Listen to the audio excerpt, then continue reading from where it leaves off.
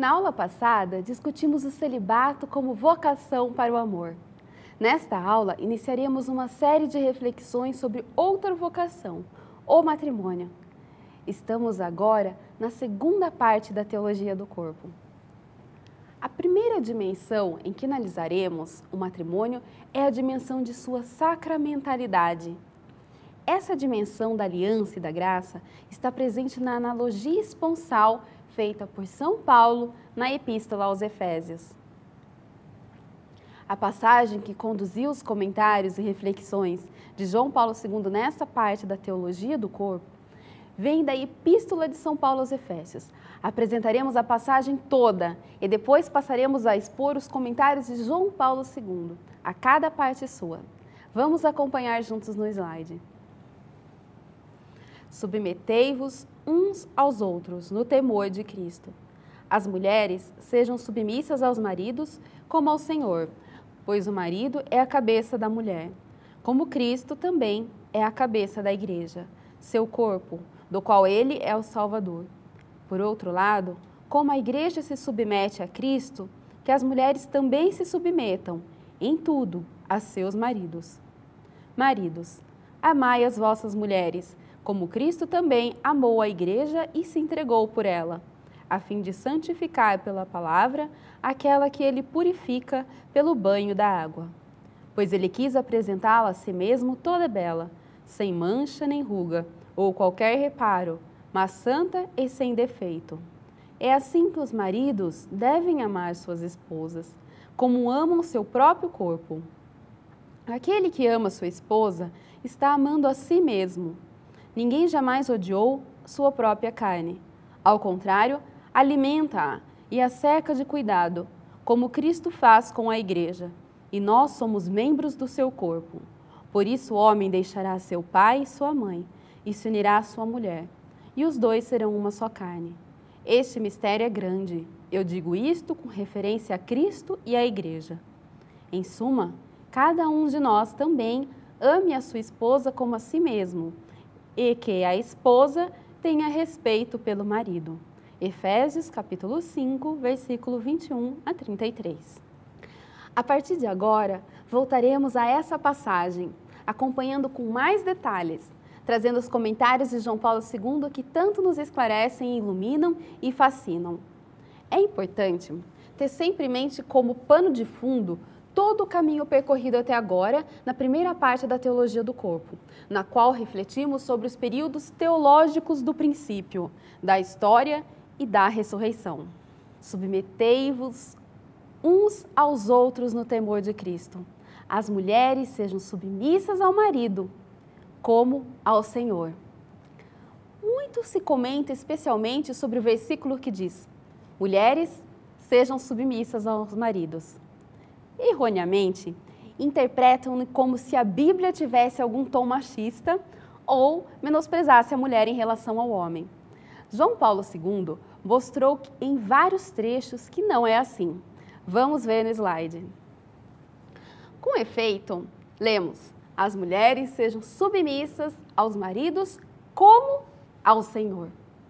Exprimindo-se assim, o autor não pretende dizer que o marido é senhor da mulher e que a aliança interpessoal do matrimônio é um pacto de domínio do marido sobre a mulher.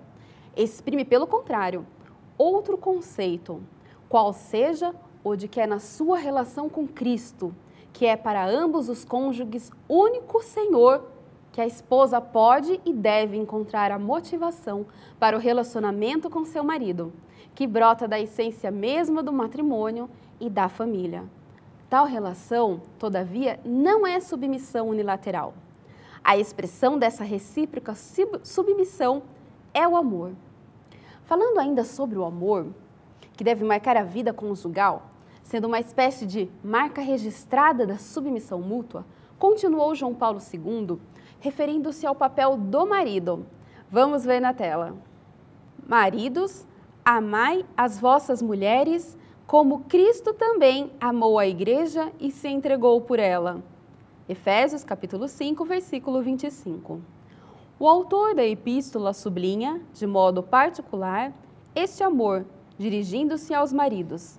Escreve de fato: E vós, maridos, amai as vossas mulheres. E, com este modo de se expressar, tira qualquer temor que poderia suscitar, dada a sensibilidade contemporânea, a frase precedente: as mulheres sejam submissas ao marido. O amor exclui todo o gênero de submissão, pelo qual a mulher se tornasse serva ou escrava do marido, objeto de submissão unilateral. O amor faz com que, ao mesmo tempo, também o marido seja submisso à mulher e submisso nisto ao Senhor mesmo, assim como a mulher ao marido. TDC 89. A mútua submissão, portanto, não deve ser compreendida no sentido de medo ou de dominação, mas no sentido de serviço no amor. Para deixar tudo ainda mais claro, João Paulo II continuou seus comentários com uma reflexão bastante profunda e fascinante. Ele compara, em certo sentido, a submissão da mulher à submissão da Igreja a Cristo. Ambas se constituem em receber amor. Acompanhe comigo na tela. O marido é, acima de tudo, aquele que ama, e a mulher, em contraste, é aquela que é amada. Poder-se-ia mesmo levantar a ideia de que a submissão da mulher ao marido, entendida no contexto do trecho completo da Epístola aos Efésios, significa, acima de tudo, experimentar o amor. Tanto mais que esta submissão se refere à imagem da submissão da Igreja a Cristo, a qual certamente consiste em experimentar o seu amor. TDC 92. Qual mulher não deseja ser amada? Qual mulher não deseja ser aquela que recebe o amor de um marido que em tudo se sacrifica pela amada? Eis no que consiste, portanto, sua submissão, ser amada. Eis no que consiste o amor do marido, entregar pela amada até mesmo a própria vida em doação de amor, como Cristo entregou a vida pela Igreja. A analogia procura trazer uma imagem para explicar outra.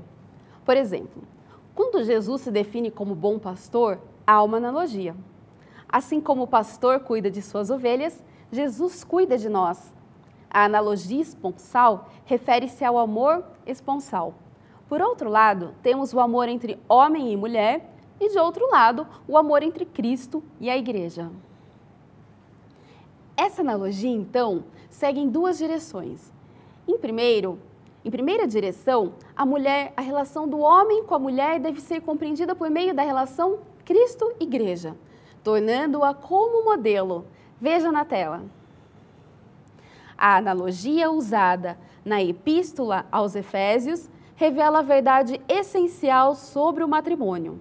Isto é, que o matrimônio corresponde à vocação dos cristãos só quando reflete o amor que o Cristo esposo dá à Igreja, sua esposa.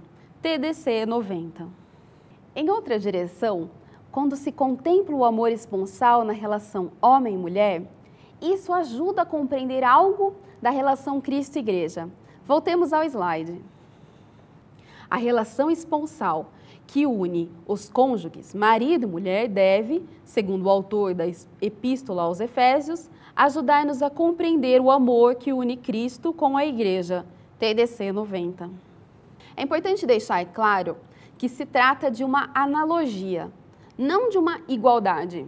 A relação homem-mulher nunca poderá se equiparar à relação transcendente entre Cristo e a Igreja. Veja na tela.